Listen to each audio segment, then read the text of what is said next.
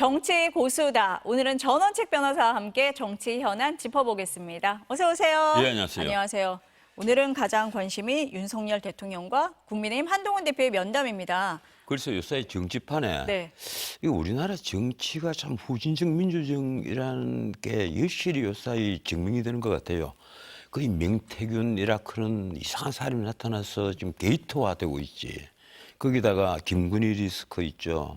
거기다 또 이재명 사법 리스크, 명색의 야당의 대표가 지금 11월 달에 15일, 25일 날 그 선고가 있습니다. 그 부인은 14일 날이죠. 이러니까 민주당도 플랜 B가 없잖아요. 이러니까 지금 사실은 김건희 여사를 물고 들어간단 말이에요. 이 11월 2일 날 김건희 규탄 국민대회란 걸 한다는 거 아닙니까? 기가 막히는 거예요. 무슨 짓을 한 거예요, 지금. 김건희 여사 규탄 국민대회를 할 정도라면 엄청난 범죄를 저질러야 되는데 도대체 무슨 짓을 했다는 거예요. 대통령 취임이 아니라 검찰총장 하기 전에 결혼하기 전에 있었던 이른바 주가 조작 사건.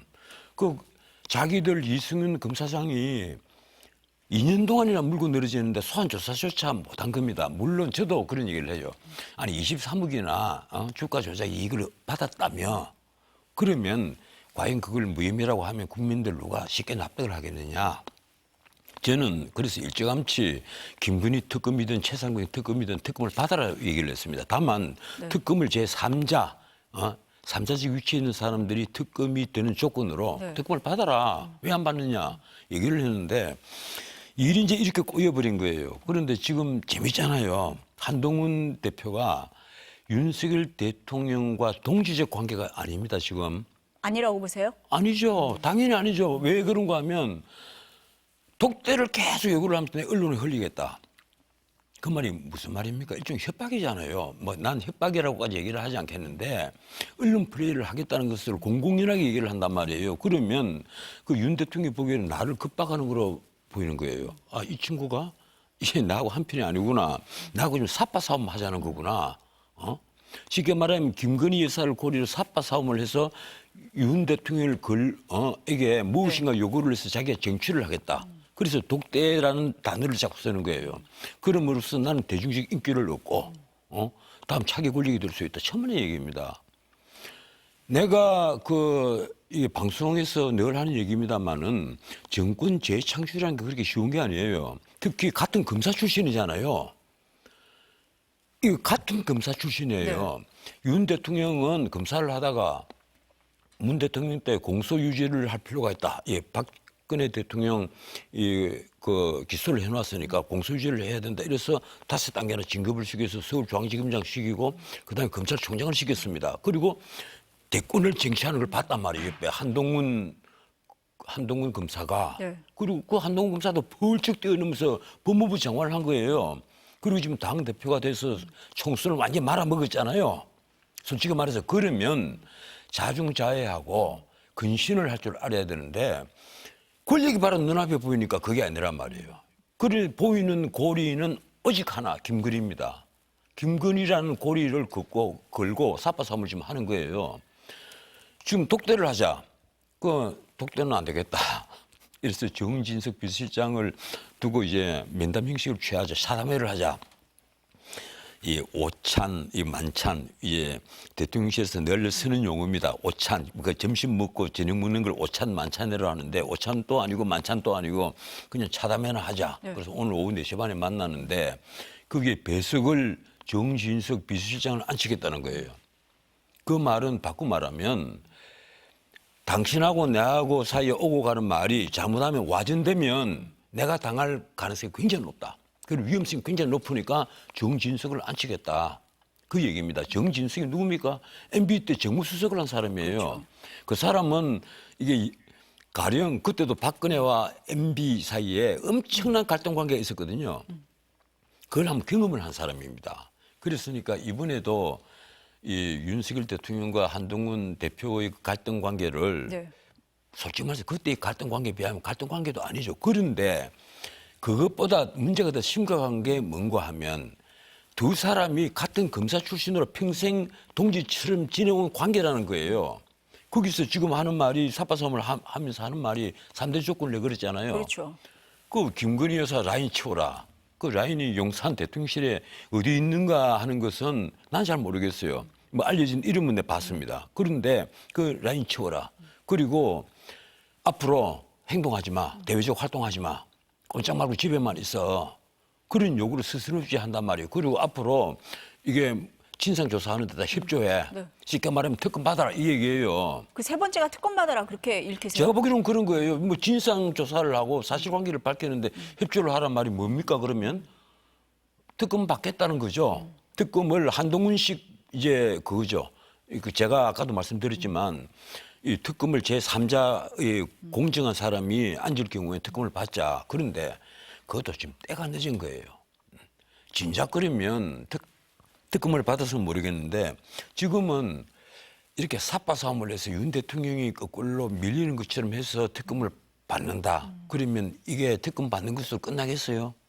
제가 보기엔 끝나지 않습니다. 그리고 또 민주당이 끝낼 수도 없어요. 왜 끝낼 수 없는가 하면 이재명의 목숨이 경각에 달려가 있고 그리고 조국은 늦어도 12월 초입니다. 아마 12월 말에는 뭐 대법원 선고 거의 없으니까. 그러니까 조국도 지금 곧 내일 모레 감옥 갈 판이란 말이에요. 지금 밤에 잠이 안 올 거예요.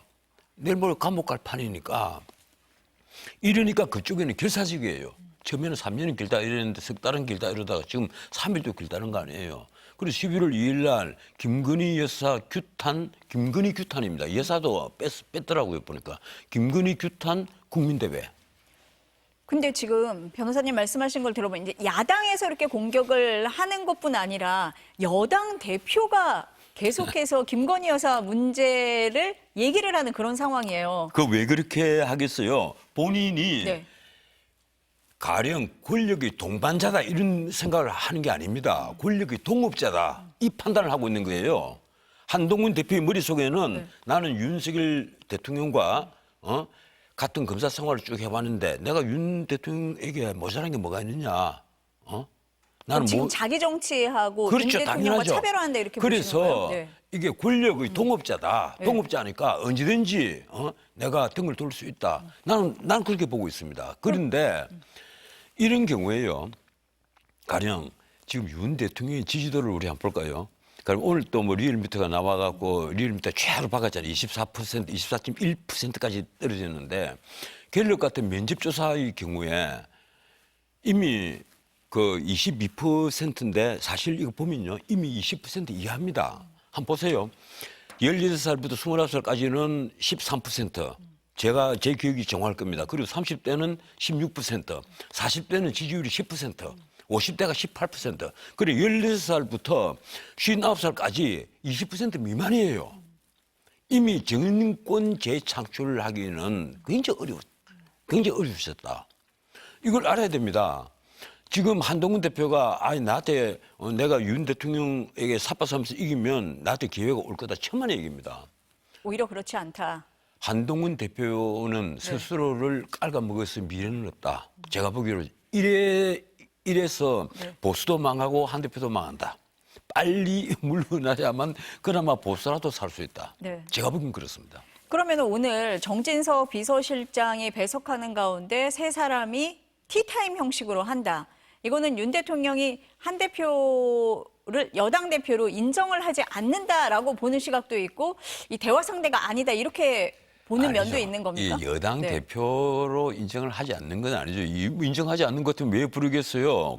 자꾸 독다자 이러니까 만나긴 만나는데 차단회를 하자는 것은 아까도 말씀드렸지만 뒤가 불안한 거예요. 한 대표가 나와서 브리핑을 직접 할 것 같아요. 지금. 물론 브리핑을 네. 하겠죠. 거기다가 네. 무슨 말을 어떻게 와전될지도 모르고 그리고 그걸 믿을 수 없다? 뭐 그렇다고 녹음한 걸 공개를 할 수도 없는 문제란 말이에요. 대통령 입장에서는. 그리고 할 말은 이미 뻔하잖아요. 가령 현안에 대해서 충분히 얘기를 한다 이러지만 아마 거기서 민생 얘기는 거의 나오지 않을 겁니다. 가령 한 대표가 민생에 대해서 지금 자영업자가 이렇게 어려우니까 이런 정책을 펴주십시오라든가 아니면 지금 이 고금리 이 정말 문제가 된다. 이 금리에 좀 개입을 해 주십시오. 직접 개입은 못하지만 하는 총재를 불러서 차담이라도 하면서 좀 분위기를 좀 바꿔봅시다라든가 아니면 일자리를 늘리기 위해서 뭐 노동개혁을 해야 되는데 사실 뭐 제게 이런 권한을 좀 주십시오라든가 이런 얘기를 절대 안 합니다. 오로지 오늘 얘기는 김건희 여사 문제. 거기서 그걸 다 할 시작돼서 거라고 보세요, 오늘? 예, 거기서 시작돼서 의정 갈등까지 아마 네.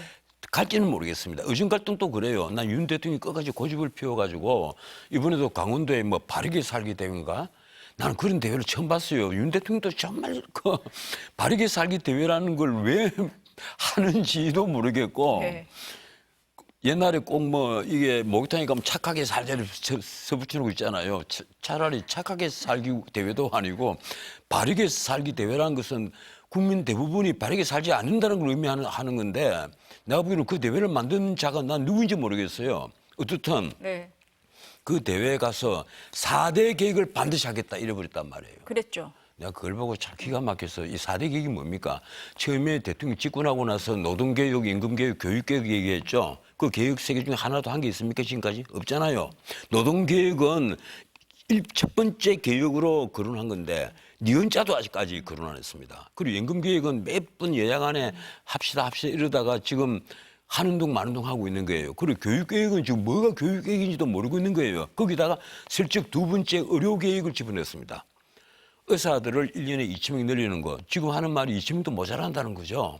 2,000명 늘리는 거. 그걸 의료계획이라고 하고 있는데 진짜 의료대란은 내년에 일어납니다. 무슨 말인가 하면요. 올해 전문의 시험 치는 사람이 예년에 치는 사람 20%밖에 안 되거든요. 그러면 내년에 어떻게 되겠어요? 전문의들이 대거 빅5 병원부터 다 빠지기 시작합니다. 지금 안 그래도 일본에 취직하고 미국에 취직하고 싱가포르에 취직하러 간다는 거 아니에요. 해외로 나간다고 하더라고요. 이러니까 네. 지금 의사들이 전문의들이 이제 빠져나간단 말이에요. 그럼 빅5 병원에서 어떻게 해야 되겠어요? 내가 그러면은, 보기로는 네. 문자 그대로 큰 수술 있잖아요. 전부 다 마비돼 버립니다. 이 의료 대란이 목전에 다가와 있는데 지금 용산 대통령실은 여기에 대해서 어떤 대책도 안 갖고 있는 것 같아요. 나는 그 교육부 장관하고 복지부 장관에 특히 장 차관의 이름을 거론하지 않겠습니다. 박모 차관까지 내 이름 거론하고 싶은데 의사들에 대해서 이 사람들이 뭘 알고 있는지를 모르겠어요. 내가 보면 난 그래도 용산 대통령실의 정책을 컨트롤하는 게 지금은 장관이 아니고 대통령실이란 말이에요. 그러면 그것이 제대로 컨트롤을 해야 되잖아요. 그런데 당에서도 이런 데 대해서 고민이 없어요. 고민하는 척만 하지. 지금 가령 한동훈 대표가 정말 미래 권력을 생각을 하고 하면 이 의정 갈등에 대해서 자기가 진지하게 찾아다니고 만나고 다 해야 됩니다. 근데 만나는 형식만 취하는 것 같아. 실질적으로는 한 게 없다. 어떤 결론도 못 내고 있잖아요. 그러면은 오늘 그 면담에서 지금 말씀하신 것처럼 김건희 여사 관련된 논란, 의혹, 그리고 의정 갈등의 주제가 될 것 같습니다.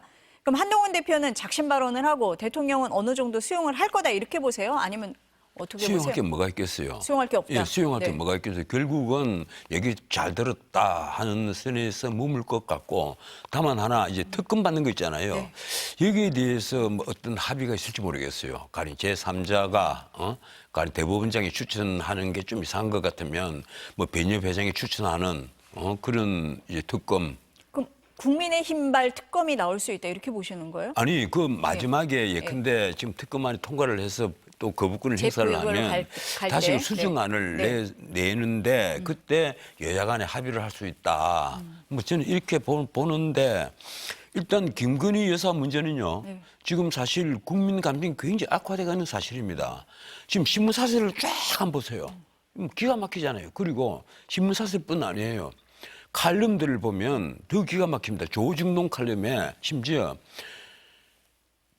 윤석열 대통령이 선택을 해라. 국가냐 아니냐 선택을 해라. 이런 칼럼이 나오지를 않나. 그리고 지금 뭐 드디어 명태균 스캔들 나왔고 뭐 나고 뭐 나왔는데 다음에는 뭐냐. 이런 칼럼도 나오고 있고 이 정부에 대한 이 지지를 내보내주는 조중동 신문의 사내 칼럼들이 지금 윤 대통령을 걱정하는 걸 넘어서서 이제 비판하는 단계로 들어가 있단 말이에요. 그런 것 때문에 윤 대통령도 내가 왜 이 지경이 됐나 생각을 해봐야죠. 윤 대통령에게 첫째 레드팀이 전혀 없었다. 옆에서 쓴소리하고 이건 이러시면 안 됩니다 하고 하면 그 얘기를 그 아무 목적 없이 진짜 이유 없이 순수한 마음으로 그렇게 간언을 해주는 레드팀이 있어야 되는데 그 레드팀 존재가 보이지 않는다. 두 번째, 희한하게 용인술이 너무 없다. 윤 대통령에게 예, 용인술이 너무 없다. 이 장관들도 그렇고 그리고 대통령실에 있는 사람들 중에 정무적 감각을 가지고 있는 사람들이 누가 있느냐. 정진석 의원은 그래도 오선 의원이잖아요. 국회 부의장도 지냈고 네. 이런 것 때문에 정무적 감각으로 정치력을 좀 보여줘야 하는데 그분 또 그렇지 못하단 말이에요. 이러니까 김건희 여사 사태를 이처럼 만들어버린 거예요. 가장 내가 황당하게 본 사건이 전에도 한 말씀드렸지만 마포대교 가서 김건희 여사가 손으로 가르치면서 뒤에 경찰 기동대장 데리고 있는 사진. 네. 그 한 장의 사진이 어디서 나왔느냐. 대통령실에서 배부한 겁니다. 언론사에. 기가 막히는 거예요. 제 정신 가진 참모들이 없다는 얘기예요. 그런 사진이 있어도 감춰야 될 판인데 마치 김건희 여사가 통치권을 행사하듯이 하는 모습을 찍은 사진.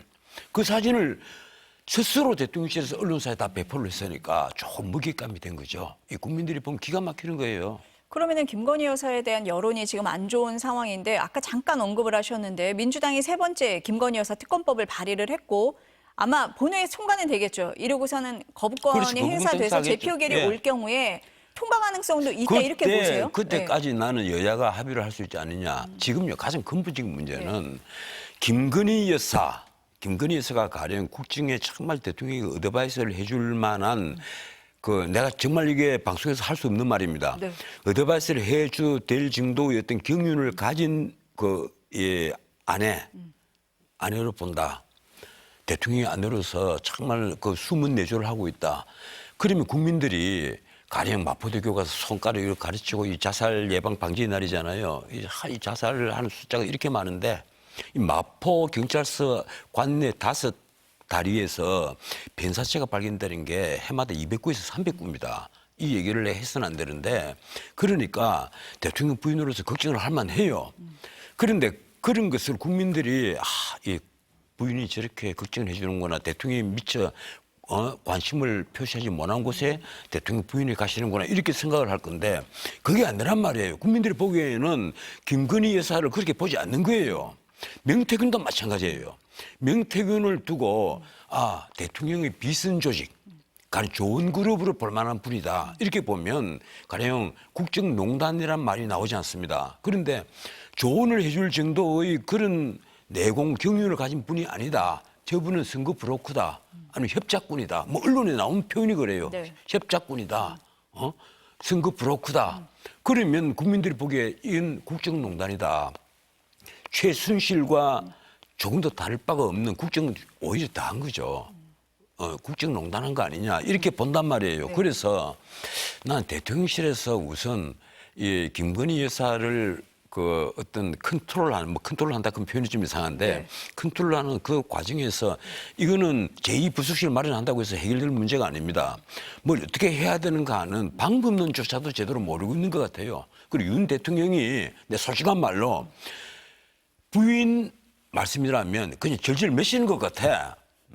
이런 문제는요. 대통령이 먼저 언론사 기자들에게 내 아내에게 좀 꾸짖었다, 호통을 쳤다. 이렇게 함으로써 확 깔아앉힐 수 있는 문제들이 있었어요. 네. 그런데 그렇지 못했단 말이에요. 그렇지 못하고 아내라고 하면 가령 파우치백 받은 걸 두고도 내 아내에게 혼쭐을 내서 그 말이 되는 소리냐 이렇게 했어야 된다. 이렇게 해야 되는데 네. 그렇게도 못한 것 아닙니까 솔직히 말해서. 네. 아까 변호사님이 그 여론조사 얘기를 하셔가지고요. 그 여론조사는 리얼미터가 14일부터 18일 사이에 실시를 그것도 해야 됩니까? 해서 오늘 발표한 조사이고요. 또 한국갤럽이 15일부터 17일 조사한 결과인데 자세한 내용은 중앙여론조사심의 홈페이지를 참고하시면 되겠습니다. 저희가 이걸 말씀을 드려야 돼서요. 그렇군요.